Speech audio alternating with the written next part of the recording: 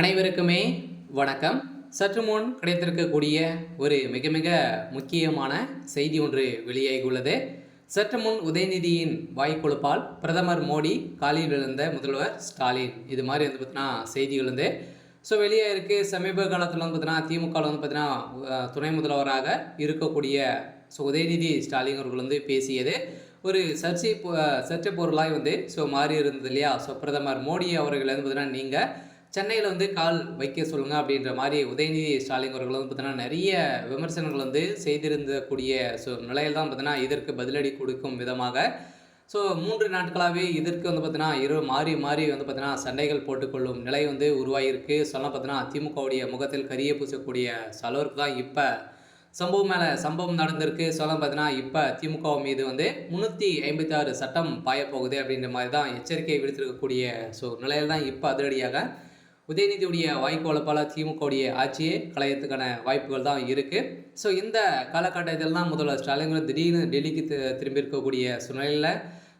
பிரதமர் மோடியுடைய காலில் வந்து விழுந்து கதறியதாக ஒரு சம்பவம் வந்து செய்திகள் வந்து வெளியே இருக்குது. பார்த்தீங்கன்னா இதை பற்றி இந்த வீடியோவில் பார்க்கலாம். அதுக்கு முன்னாடி நம்ம சேனலுக்கு வந்து இப்போ தான் நீங்கள் முதல் முறையாக வந்திருக்கீங்க அப்படின்னா மறக்காமல் நம்மளுடைய சேனலை சப்ஸ்கிரைப் பண்ணி சப்போர்ட் பண்ணுங்கள். வாங்க வீடியோக்குள்ளே போகலாம்.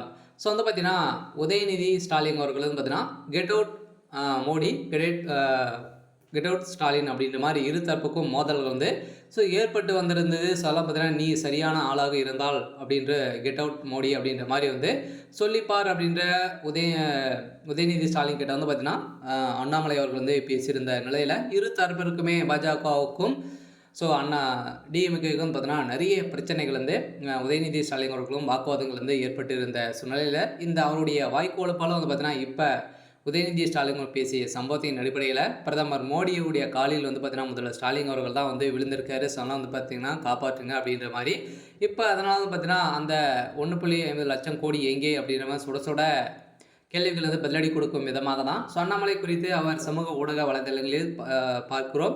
ஒரு பக்கம் கெட் அவுட் மோடி என்று வருகிறது, இன்னொரு பக்கம் பால்பர் பாபு என்று ஒரு தரப்பு பார்க்க வேண்டியக்கூடிய நிலையில் தான் பார்த்தீங்கன்னா பிரதமர் மோடி அவர்களை வந்து கீழ்த்தங்கி பேசக்கூடிய நிலைக்கு தான் திமுகவினர் வந்து பேசி வராங்க அப்படின்ற மாதிரி அண்ணாமலை அவர்கள் வந்து குற்றச்சாட்டுக்கு வந்து இருக்கக்கூடிய நிலையில் இதன் அடிப்படையில் ஸ்டாலின் அவர்களுடைய தலையில் மீண்டும் மீண்டும் ஒரு மிகப்பெரிய சிக்கலாக தான் விழுந்திருக்கு.